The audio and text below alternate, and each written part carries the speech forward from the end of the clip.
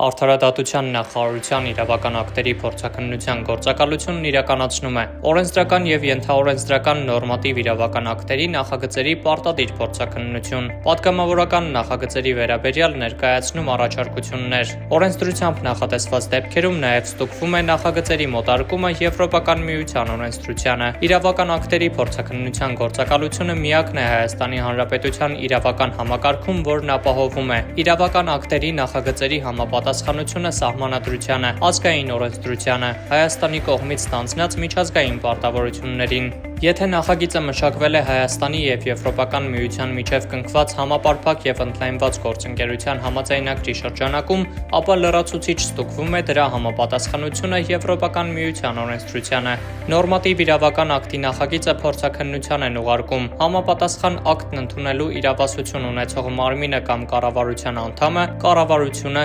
վարչապետին ենթակա մարմինները։ Գործակալությունը նախագիծն ուսումնասիրում է 15, որոշ դեպքերում 7 աշխատանքային օրվա ընթացքում։ Փորձաքննության արդյունքում գործակալությունը տրամադրում է փորձագիտական եզրակացություն, որը ներառում է նախագծի վերաբերյալ առկա դիտարկումները, բացահայտված խնդիրները, առաջարկությունները։